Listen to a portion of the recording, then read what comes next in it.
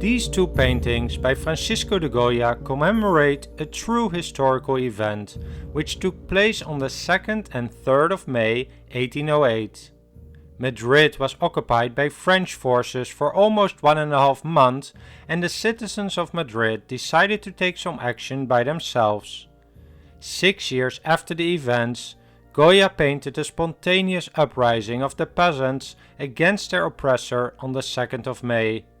That day, street fights broke out against the Napoleonic soldiers present in the city, and on commission of the Spanish government, Goya created this powerful work. But on the day after these street fights, the French forces came with severe retaliations, as we can see here. Before dawn, hundreds of people involved in the events the day before were rounded up and executed across the city. And Goya, whom we see here at age 80, eternalized both of these events in Spanish history in dramatic fashion on the canvas. Let's have a closer look at each of these works. The first of the two works shows the scenes that took place on May 2nd, 1808, and specifically in the Calle de Alcalá, one of the longest streets of Madrid. The painting is also known as the Charge of the Mamluks. It shows a chaotic street fight on the streets of the Spanish capital. The men on horseback are the Mamluks of the Imperial Guard, a cavalry unit serving under Napoleon, consisting of a mix of Middle Eastern and European soldiers that were for hire. And the rebels, consisting of peasants, artisans and beggars, are recognizable by their dull rags. If you look carefully, you can identify 6 Mamluks on horseback. We can see the back of a darker horse on the left, with a soldier with a white turban on top of it. He is surrounded by several citizens of Madrid, one of them lunging at him to throw him off the horse. In the foreground is a soldier on a white horse. He is already stabbed several times by the man holding a dagger. And on the right side, in the light, we see another peasant stabbing the horse. Behind his white horse is another soldier with a white turban, holding a dagger up in the air, while you can see one of the peasants trying to pull him off with all his strength. Behind him yet another Mamluk holds up a kilich, also known as a scimitar, or simply a Mamluk sword. He is about to strike the peasant holding his fellow soldier.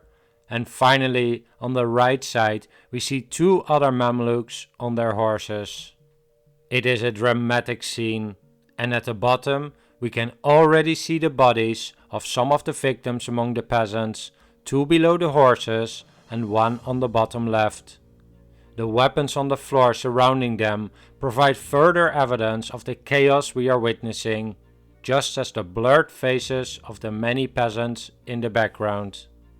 Looking at this painting as a whole, you may get the feeling that the Spanish peasants are winning here, and while they may be winning this particular battle, as we will see in the follow-up painting, the reality was quite different. As alluded to earlier, the morning after the events on the 2nd of May, before dawn, the retaliation came.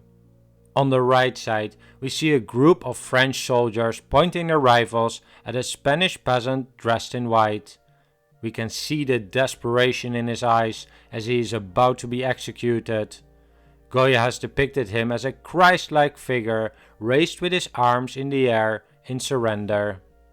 Goya not only depicted him in the light to make him the focus of this work, he also painted him much bigger than the peasants around them.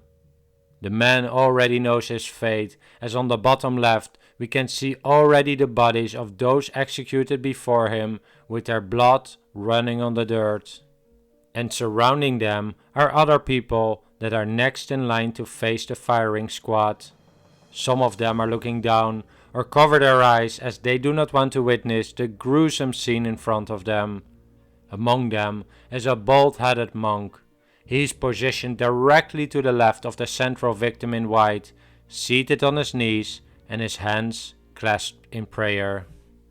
Goya used the main light source in this painting, the square lantern placed on the ground in the center, to create an even more dramatic effect. You can clearly see how the light spreads in the direction of the rebels on the left, leaving the firing squad in relative darkness. It may not be surprising that Goya captured these gruesome effects of war on the canvas. In the years before he painted these two works, he had already started to create a series called The Disasters of War. These gruesome prints showed the violence, gore and fear that comes with war, and Goya expressed his strong anti-war sentiments in these prints.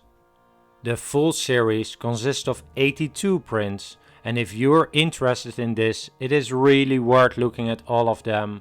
This print, for example, shows a firing squad and is quite reminiscent of the painting of the 3rd of May. But it also shows scenes of rape, a monk being killed by soldiers looting his church, and several scenes of women participating in the fights with whatever weapons or tools they could find. I hope you enjoyed this discussion of the 2nd and 3rd of May by Goya. These works are on display in the Prado Museum in Madrid, and they will hopefully always stay together. The combination of two paintings belonging together are called pendant works, and if you are interested in seeing some other beautiful pendant works, like for example the Naked and Clothed Maya, also painted by Goya, you can check out my video dedicated to some of the most beautiful pendant paintings in art history. If you enjoyed watching this video, you can help out the channel by hitting the like and subscribe button, and don't forget to click the notification bell if you want to get alerts when new videos are released. And, as always, I enjoy hearing your thoughts about the works discussed in the comment section down below. Thanks for watching.